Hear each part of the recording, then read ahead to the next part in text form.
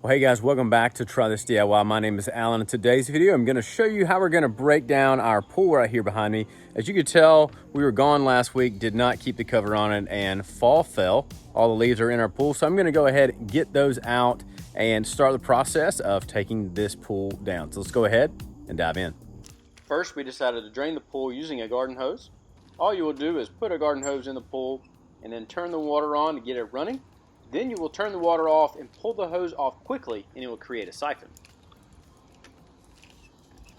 I like this method because we can decide where all the water goes. We have a little creek in the side of our yard, and this way we can just point all the water into the creek instead of the entire pool flooding our yard.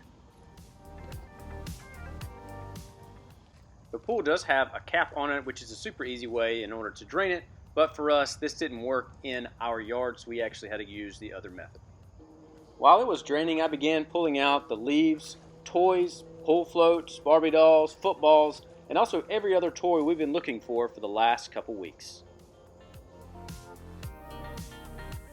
Guys, it has been about 24 hours of this draining, and so you can tell some leaves also have fallen in here as well. Clean those up, get those cleaned out, and show you guys how we're going to clean this.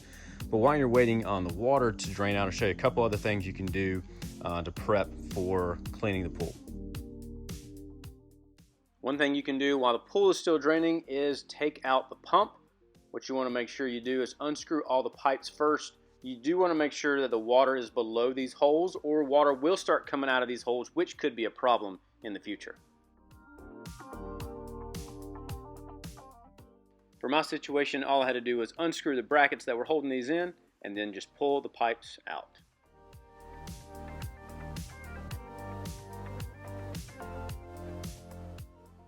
Once you get all the pipes and pump disconnected, you can then begin cleaning.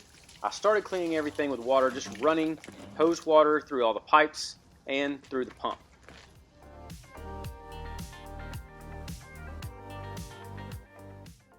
Once I cleaned everything out with water, I then went back and cleaned everything with a little bit of vinegar. I think this will help clean out all the algae, whether that be in the hose lines, the pump itself, or even the filter. You can use all types of chemicals here. We just like using vinegar just because we have kids, and we also don't want any type of harsh chemicals in any of these pipes or any of that type of stuff. So this is just a great way, again, to make sure everything stays clean and prepped, ready for next year.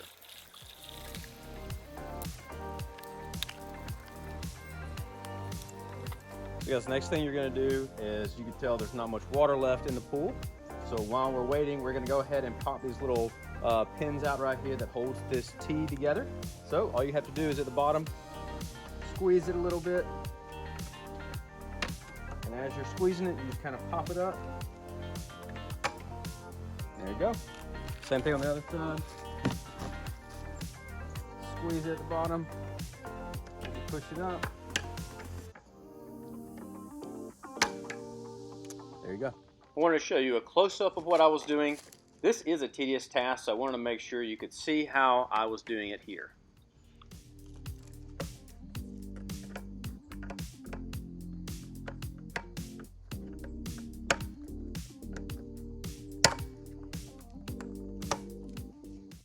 I then went all the way around and took all of the pins out of the T connectors.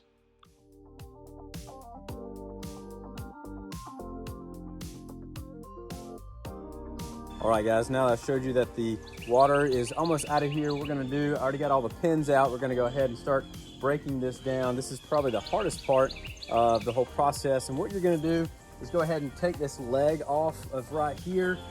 Some people take all the legs off and then go ahead and take this T part apart. And then some just go ahead and do it one by one. So we'll see which one's easier, and I'll let you guys know that. This right here is really sticky. You can tell it's really sticky. When it gets hot, it sticks to this metal. So what you can do is you can spray a little bit of water under here, or even put a little bit of powder kind of in this area. You kind of open this up so that you can take these apart. So we're going to try to figure that out. So I went ahead and took the legs off first, and then I will take the middle arms off next. It did take a few tries to get the first horizontal section off. I just used leverage and kept pulling, and it finally came out.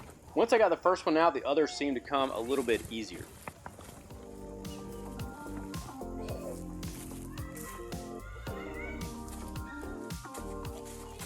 I then began going around the entire pool and just pulling out the horizontal pieces.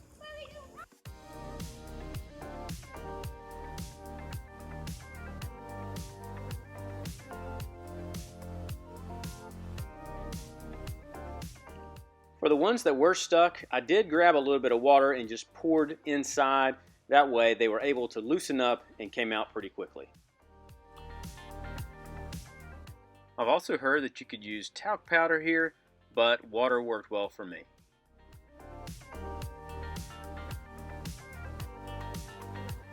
So guys, I kept my original box and went and put all of my poles, the tall poles, also the horizontal poles as well, so they all fit back in the box. As you can tell, semi nice and neat, so I know exactly where they're going to be next year when I need them.